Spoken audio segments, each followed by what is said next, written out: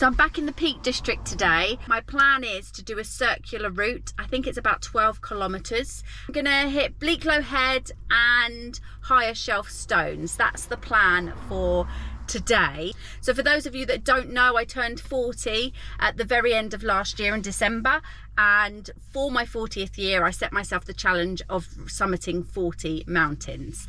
Today I plan on hitting 2 more. I think I've done 8 so far, so that's going to be another 2 to add to my 8, which will bring me up to 10, so I will be a quarter of the way there, which is great. Yeah, so today that's what I plan on doing. 2 mountains, 2 summits to add to my 40 at 40, and I'm going to take you with me and we'll see how we get on. Before I get into the video, I'm actually really overwhelmed by all the amazing, wonderful comments that I've had from my last video. I literally posted it last night, which was my wild camping fail, where I attempted to summit Egon and do a wild camp, and it all went horribly wrong. In less than 24 hours, I am totally overwhelmed, humbled and blown away by all the wonderful comments that people have made on that video.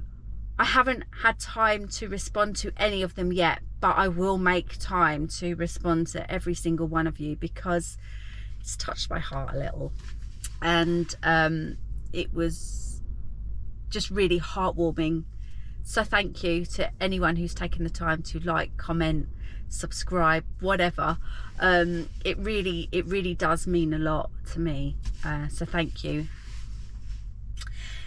Let's get on with today's video. I'm looking forward to it. Let's do this. And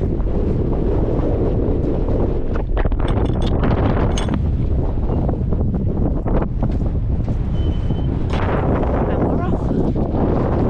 I've only been walking about 5 minutes, less than that even. And I already feel so free. It's so nice.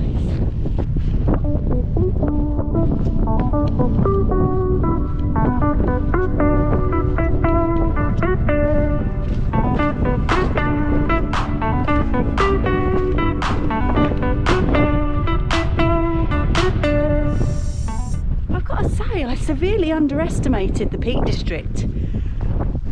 This walk is just stunning, absolutely stunning.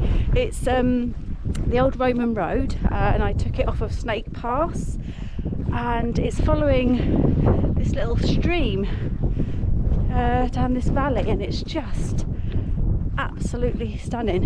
It doesn't take long to get to either from where the car's parked, so if you didn't want to go too long a distance, you could just come down, have a little picnic and then head back up again. It would be really easy to do, but I'll spin you around so you can see.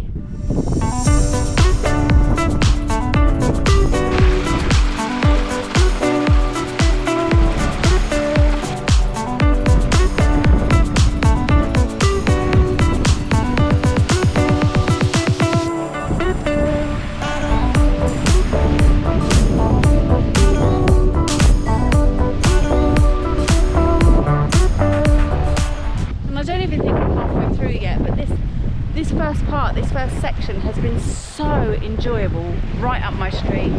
I mean, walking along this amazing street, it's just, and it's like you're down in a valley. It's just beautiful. Loving life today. Getting emotional because I'm so happy today. But yeah, look at this.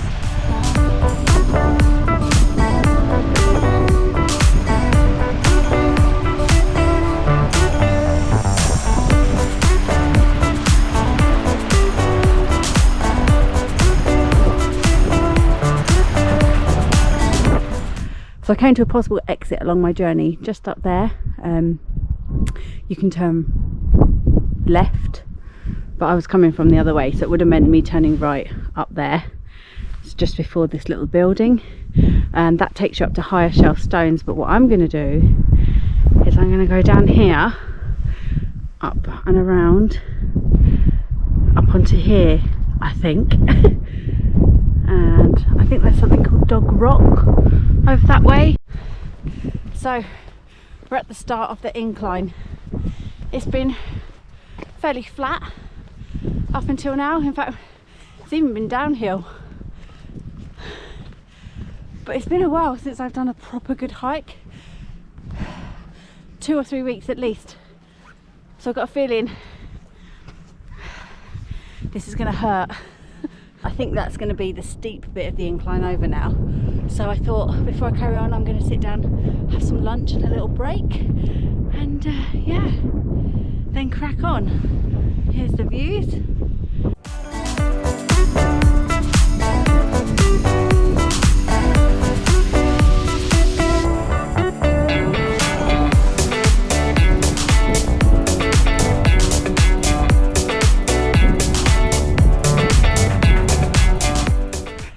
I am completely and totally alone, apart from that sheep. And oh, it just feels amazing. I mean, it doesn't get better. It really doesn't. And I know we all have our bad days, but the good ones do make up for it. And if we didn't have the bad ones, then we wouldn't appreciate the good ones. So right in this moment, I couldn't be happier.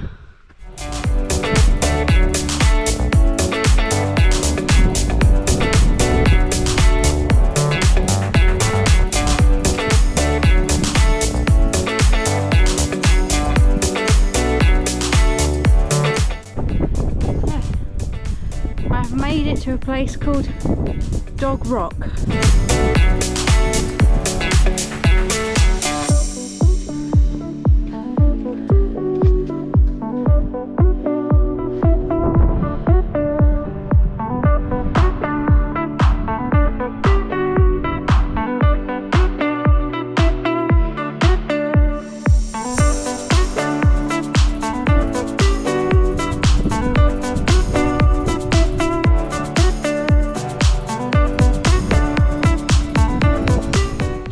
Amazing.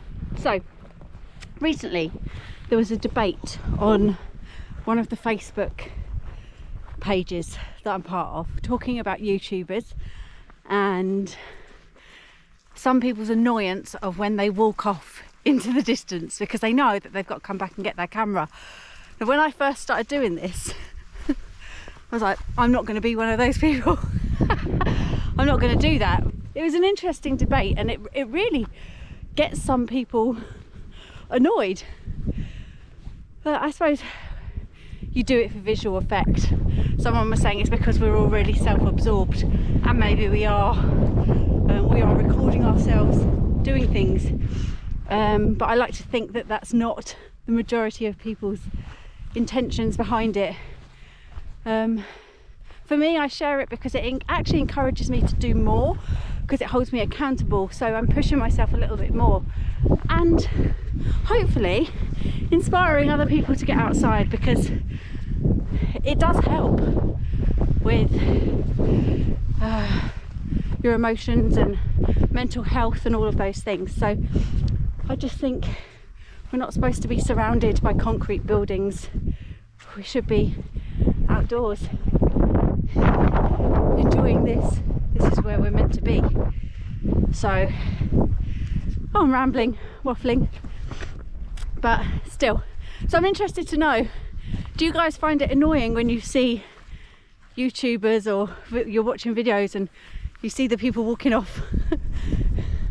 Or is it something that you think adds quite nicely to the video? Let me know in the comments.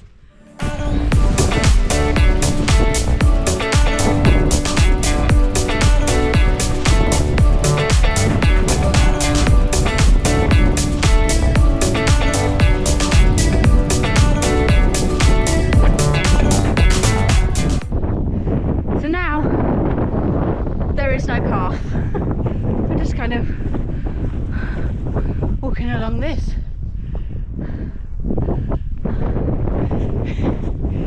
And I'm heading in the right direction though. But yeah, I don't like it when there's no path. It always makes me feel nervous, like it's so easy to go the wrong way, but it's really boggy.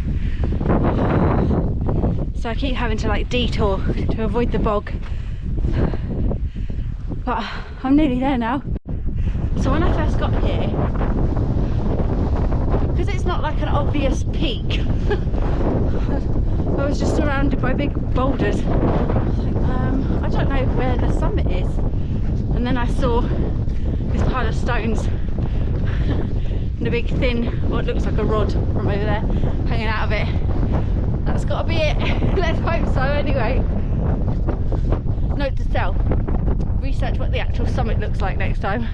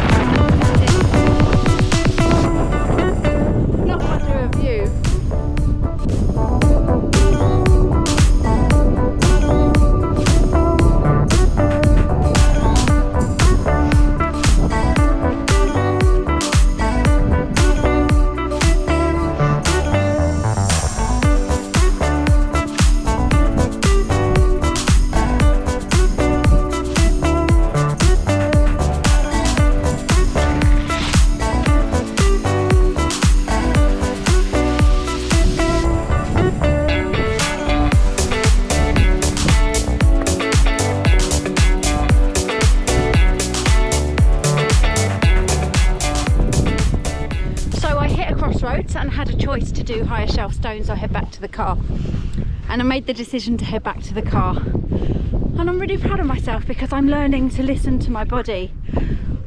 Before I would have pushed myself and then maybe felt completely battered tomorrow, and there are things that I want to do tomorrow whilst I'm in the Peak District.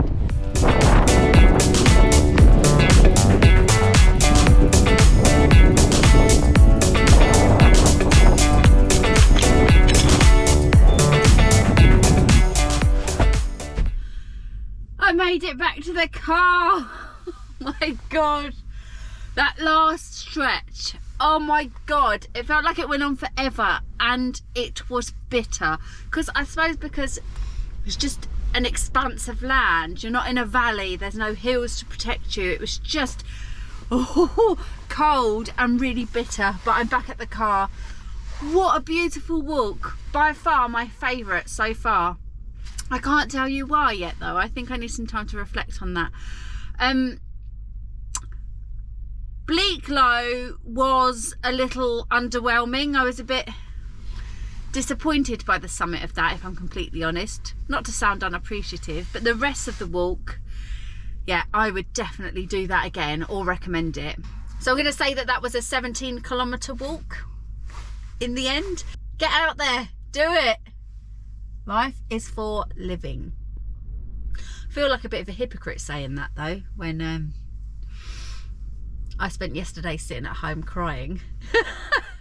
But I think because I did that yesterday, it allowed, you know, it released whatever negativity I've been feeling and has left me feeling better today, elated, and you know, what a great way to spend the day.